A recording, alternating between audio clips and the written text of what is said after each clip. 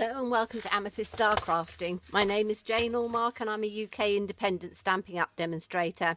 And today I thought we would have a go at making some really little sweet little treat bags for Halloween. In the UK, we don't do a lot for Halloween, but I do get children coming round, knocking on the door, and I quite often just have a little basket full of little treats that I can give to them. So you can put whatever treats you want inside them, little candies, little things like that, and really simple little treat box. So I thought we would make a couple of those today to add to this one. So we are using the Festive post because, as I said, I don't get a lot of Halloween stamps, but you've got the October the 31st, which is what we used on this one. You've got broomsticks with wishing you a happy Halloween, and you've got some little bats. So I thought we could do something with those. First of all, you need, so measurement wise, I've got a piece of black white cardstock and I've got a piece of white. The measurements are, let me get my little book out because I keep everything. Whenever I create something, I have a little book in here which I keep all my measurements and things in. So let me just find those on here. Right, okay, so we're going to cut the cardstock at 6 inches by 4.5 inches. Now I'm going to get the scoreboard out for this because it's easier for you to see. So if I put the scoreboard on here, on the 6-inch side, we need to score it at 1/2 inch. 1.5 inches, 3 1/4 inches, and 4 1/4 inches. Okay, so that is 1/2 inch, 1.5 inches, 3 1/4 inches, and 4 1/4 inches. Then turn it round, doesn't matter which side, and just score it at 1 inch, and that's going to be your bottom. So you can do this with pattern paper, designer series paper, and I've done it with these measurements so that you can do it with a 6x6 and you don't have to do it with a 12x12. So we've got a white one and we've got a black one just because I thought that that was easier to do. Okay, you can then take, and we're just going to burnish it on the score lines.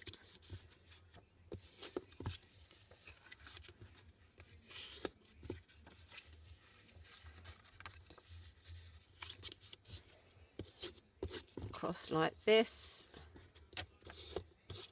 And then we can do the same with the white one. So I tend to do my bottoms first.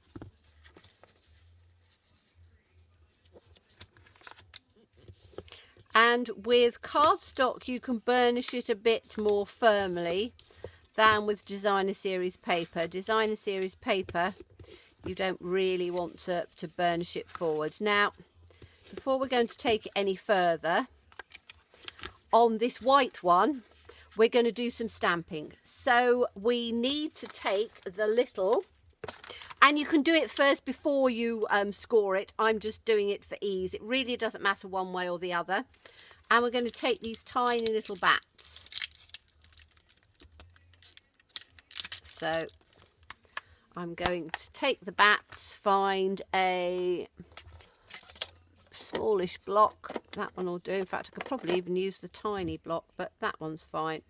So put my bats on there, and then I just need to get a black ink, and I'm going to use the black ink I always use. Any black ink, our Memento's quite good. And you're just literally going to randomly stamp some bats all the way over.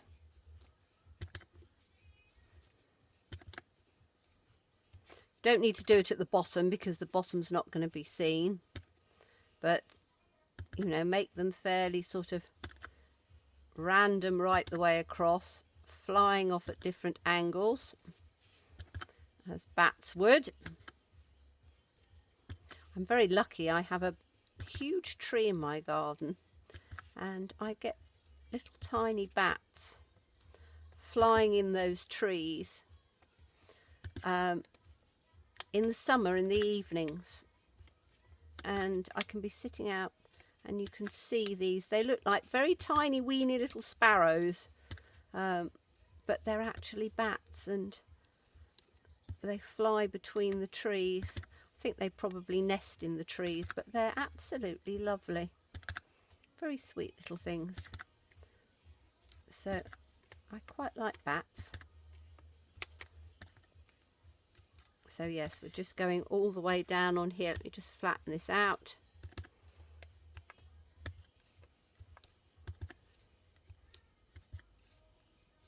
Okay, nearly there.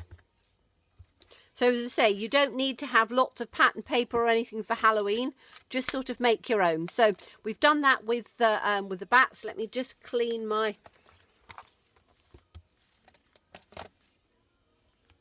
pad and the stamp. And then we can put this little one back in here. But as I say, it's really good for doing just a complete background for a little treat thing of some sort. Okay, then we're going to take the broomsticks and we're going to, I haven't used these ones yet, so these look quite good. They're sort of separated off at the top, which is quite nice. Right, let's put them on this block. And then I just need a piece of white cardstock and we're going to stamp those down. And I want the sentiment as well, so I wonder if I'll get both of those out of it. Don't know, we'll see. We'll see. I might have to do that and just put that on top. So we're just stamping that down on here. So that's our little broomsticks. Again, clean that off. And then I can punch that out with the rectangular postage stamp punch. I really like this punch. I've said it a lot of times, but I use it for so much. So you can then line it up quite easily where you want it in the center and then just punch it out. And we've got our little broomsticks on there. And then we can add the Wishing You a Happy Halloween. Now I think I might be able to get that across the broomsticks at the top. We'll have a little look and see. I haven't used this one either, so let's have a little look and see. I think it'll probably go across there to save doing it and cutting it out. You could do to make another layer, but I think if we put it straight across on here, it might be all right. Let's have a go. Yes, Wishing You a Happy Halloween. So that can go on the top of there.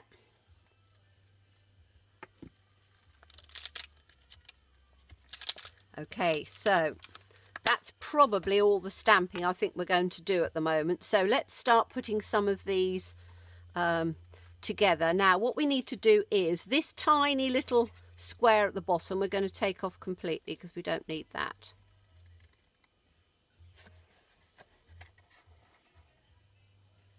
And my lights mean that it's not as easy for me to cut it straight. And then we're just going to cut straight up these ones.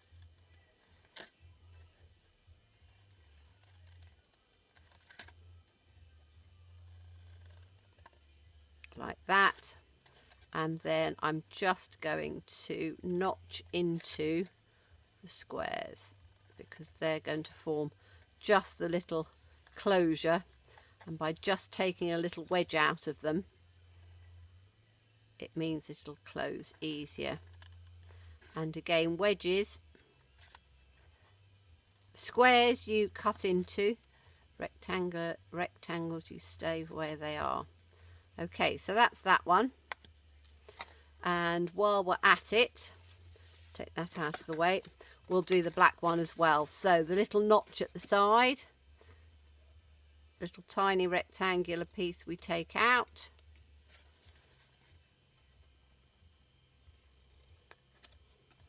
and then these ones we just go straight up. So 1,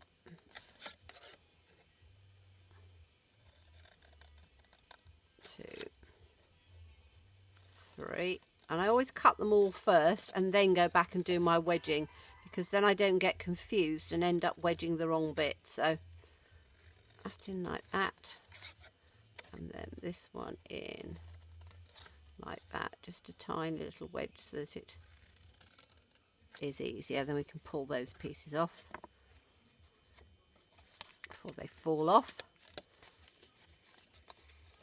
And that one and that little one's just stuck in on there. That'll do. Okay, so now I can take some of this scrappy bits out of the way, so we haven't got all of this on a work surface when we don't need it. I don't need to do this. I actually put this on. Oh, I've got some of it stuck down to a bit of glue from earlier on. Never mind, that's all right. Just shows how strong our glue is. So on this one, we are going to the little piece on the side. You've got along here, you've got some larger, a large one, a small one, a large one, a small one, and then you've got this little tiny tab that we cut the piece off.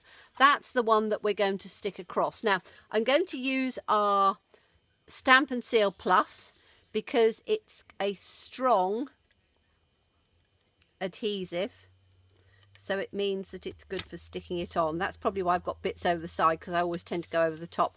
And then you can literally just fold that straight back on itself, because it's exactly the size that we want, so then we can get the square. So let's do this other one while we're at it.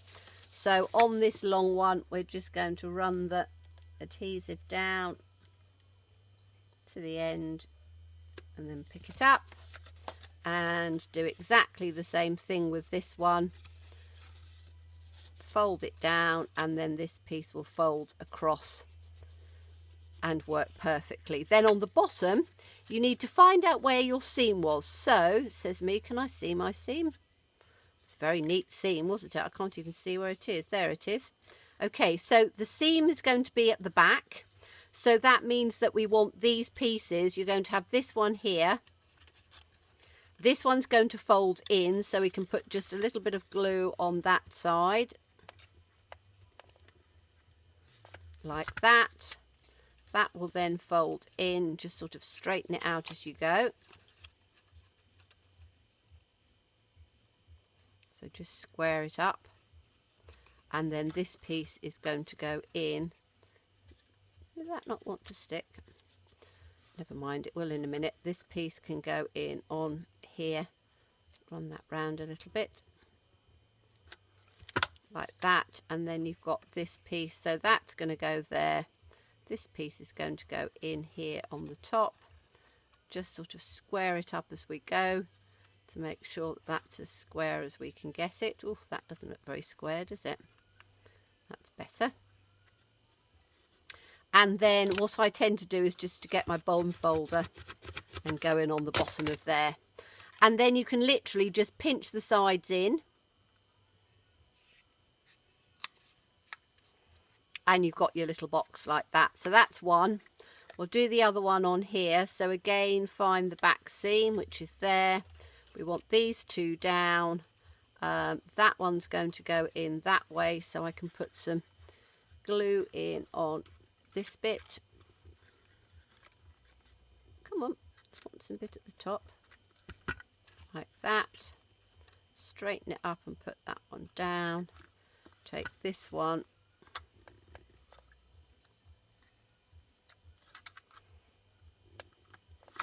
Oh, come on.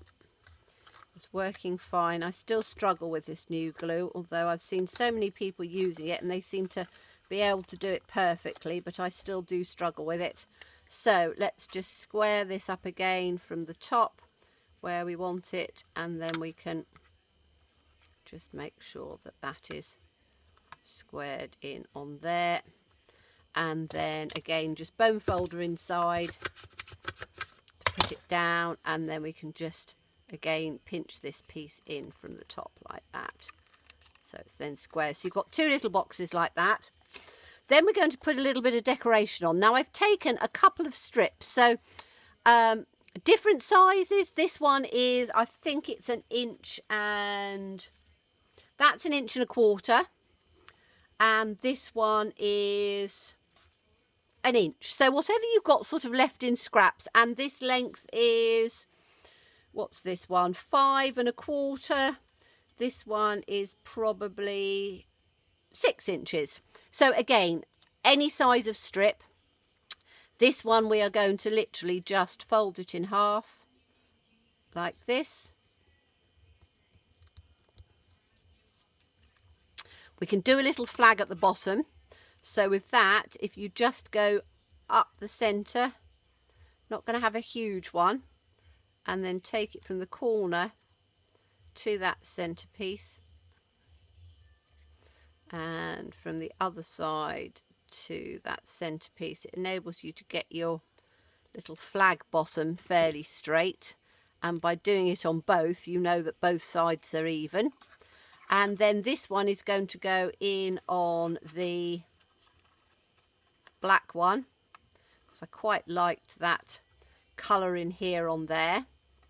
And then we can put some little bits and pieces in on there. Let me take this one on here. So this one is going to go in onto the green. We can have spots, or we can have, I think we're just going to have the stripe on there. So again, I'm just going to fold it in half. Take this in, be a little bit bigger on this one if I wanted to. Take that to the centre and take that to the centre like that. Okay, just pop that one, whoops, in on there. Okay, so this one again is going to go in on the top. This is then going to go in on the front. So we can have this like that, and we can just put that up with a couple of dimensionals. Have I got some bits of dimensional left? Ooh, do I need to get a new one out? I thought I had some just tucked on my desk. Maybe not. Let me get my box out and get some more dimensionals out. So we've got, there we go, there's some little bits left in on here. So we're just going to take a bit just on the outside, just running down the centre like that. Then that can go in on the centre. I probably would have put this up just and done the wording just separately, but I wanted to show you, you know, fairly quickly, just with a piece. And then that is going to go on top. Now, what I would do is I would take on here, before I close it up, I would staple it.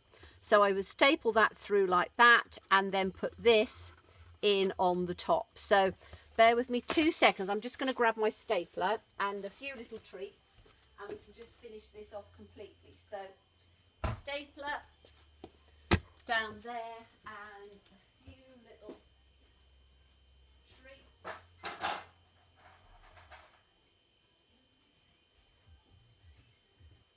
Right, so I can then actually complete it, and then I'm not going back with it. Okay, so I've got some little sort of candy treat things in here. So let's put 2, 3, 4, 5, 6.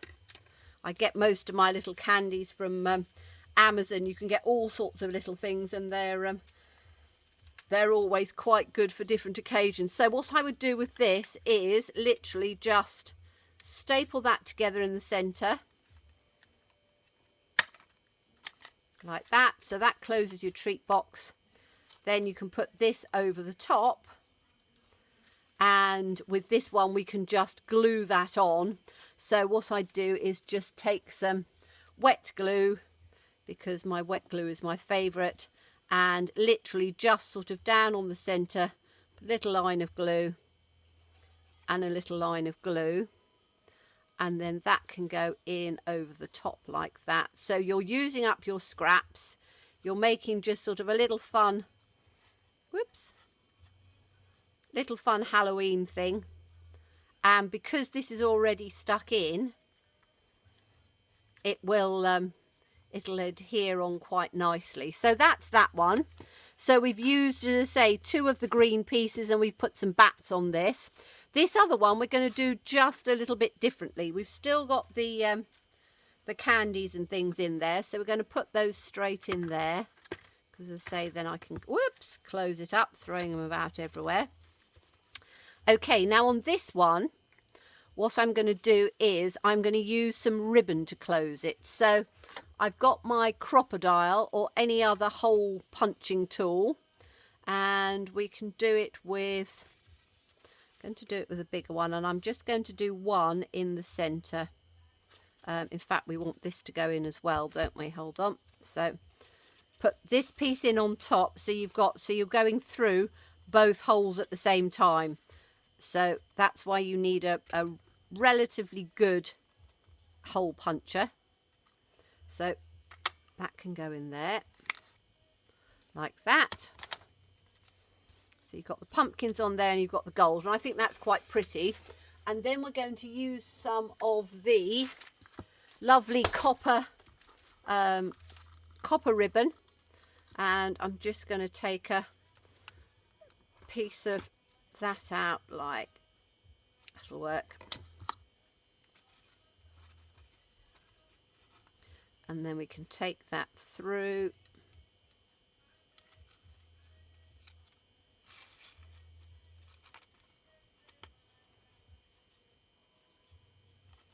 Oops. And then we can just tie a little bow in here on the top.